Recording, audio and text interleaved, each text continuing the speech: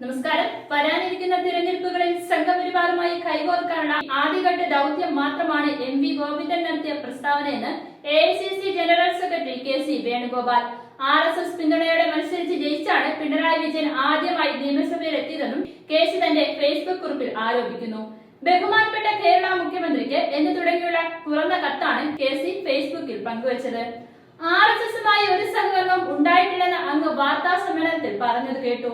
കൂടുതൽ ചോദ്യങ്ങളും ചരിത്ര വസ്തുതകൾ ചൂണ്ടിക്കാട്ടലും ഉണ്ടാകാത്തതിനാൽ ഒരിക്കൽ കൂടി മാധ്യമങ്ങളെ അങ്ങ് കബളിപ്പിക്കാൻ ശ്രമിച്ചു. പക്ഷേ ചരിത്രം കണ്ടില്ലെന്ന് വെക്കാനോ അതിനെ തമസ്കരിക്കാനോ അത് ബോധ്യമുള്ളവർക്കാവില്ലല്ലോ. CPMന്റെ ആദ്യ ജനറൽ സെക്രട്ടറി P. സുന്ദരയ്യയെ അങ്ങേക്ക് ഓർമ്മയുണ്ടാവും എന്ന് തന്നെ വിശ്വസിക്കുന്നു.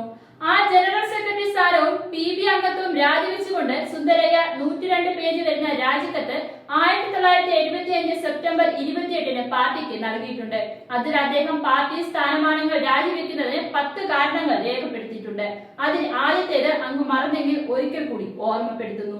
അടിയന്തരാവസ്ഥയെ നേരിടുന്നു എന്നതിന്റെ പേരിൽ സാമ്രാജ്യത്വ പക്ഷപാതിയായ ജനസംഘവുമായും ഫാഷിസ്റ്റ് സംഘടനയായ RSSുമായും കൂട്ടുചേരുന്നതിനെ കേന്ദ്ര കമ്മിറ്റിയിലെ ഭൂരിഭാഗം അംഗങ്ങളും അനുകൂലിച്ചിരുന്നു. ഇത് നമ്മുടെ പാർട്ടിക്ക് വലിയ ദോഷമുണ്ടാക്കും. നമ്മുടെ രാജ്യത്തെയും പുറത്തെയും ജനാധിപത്യ സമൂഹങ്ങളിൽ സാമ്രാജ്യത്വ വിരുദ്ധത സോഷ്യലിസ്റ്റ് ശക്തികൾക്കിടയിൽ നമ്മൾ ഒറ്റപ്പെടും.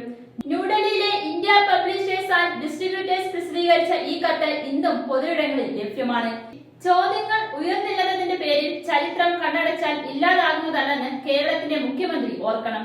സ്വയം RSS വിരുദ്ധ മുഖമുണ്ടാക്കാൻ ശ്രമിച്ചാൽ അത് കേവലം മുഖംമൂടി മാത്രമാകുമെന്ന് താങ്കൾക്ക് തന്നെ ധാരണയുണ്ടാവും. RSS പിന്തുണയോടെ മത്സരിച്ച് ജയിച്ച് ആദ്യമായി പിണറായി വിജയൻ എന്ന CPM നേതാവ് നിയമസഭയിൽ കയറിയതിന്റെ ഓർമ്മ അത്ര പെട്ടെന്നൊന്നും നഷ്ടപ്പെടുന്നതല്ലോ.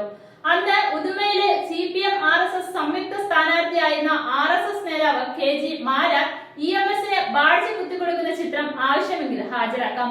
പാലക്കാട്ട് മത്സരിച്ച CPM സ്ഥാനാർത്ഥി ശിവദാസ മേനോന്റെ പ്രചരണ പരിപാടിയിൽ മുതിർന്ന BJP നേതാവ് LK അദ്വാനി പങ്കെടുത്തത് ഇനിയും എന്ന തെളിവുകൾ നിരത്തിയാലാണ് അങ്ങ് അംഗീകരിക്കുക. അന്ന് CPMുമായി സഹകരിക്കാൻ RSS തീരുമാനിച്ച വിവരം ദേശാഭിമാനിയിൽ പോയി P. ഗോവിന്ദപിള്ളയെ അറിയിച്ചെന്നും അതീവ സന്തോഷത്തോടെ CPM അത് സ്വീകരിച്ചതുമുള്ള വിവരം BJP മുൻ അധ്യക്ഷൻ K. രാമൻപിള്ള പഴയ ജനതാ പാർട്ടി നേതാവ് പറഞ്ഞത് സാക്ഷ്യപത്രമാണല്ലോ. 1989 കോൺഗ്രസിനെ അട്ടിമറിക്കാൻ CPM നേതാക്കൾ VP സിംഗിനൊപ്പം ചേർന്ന് പ്രവർത്തിച്ച ചരിത്രമല്ലേ.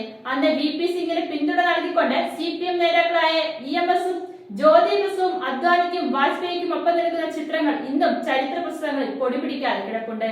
എല്ലാം വിട്ടേക്കൂ.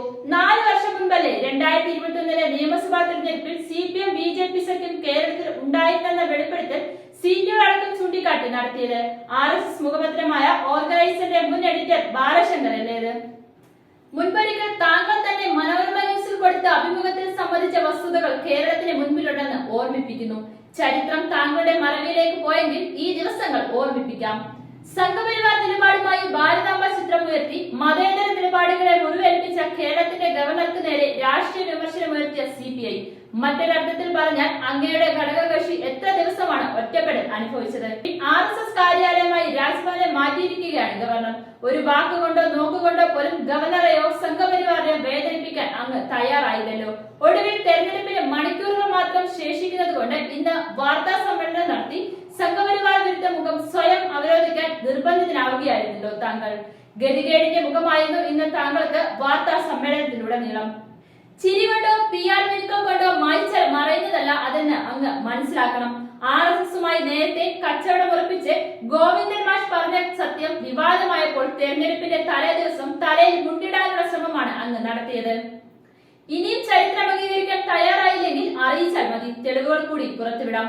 പാർട്ടി സെക്രട്ടറിക്ക് നാക്കുപിഴ വന്നെന്നോ വൈകാരികതയിലോ ആവേശത്തിലോ സംഭവിച്ചതെന്ന് കരുതാൻ വയ്യ. മറിച്ച് വരാൻ പോകുന്ന തദ്ദേശ നിയമസഭാ തെരഞ്ഞെടുപ്പുകളിൽ സംഘപരിവാറുമായി കൈകോർക്കാനും ആ വോട്ടുകൾ പ്രീണിപ്പിക്കാനുള്ള ആദ്യഘട്ട ദൗത്യം മാത്രമാണ് MV ഗോവിന്ദൻ നടത്തിയത്.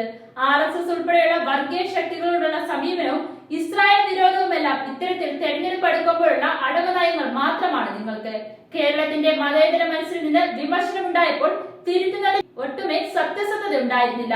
ഇന്നലെ ഇന്നും നാളെ നിങ്ങൾ സഖ്യത്തിലാണ് സംഘപരിവാറുമായി RSSുമായി. ഇനിയും അത് ഉറക്കെ വിളിച്ചു പറയുകയും ചെയ്യും.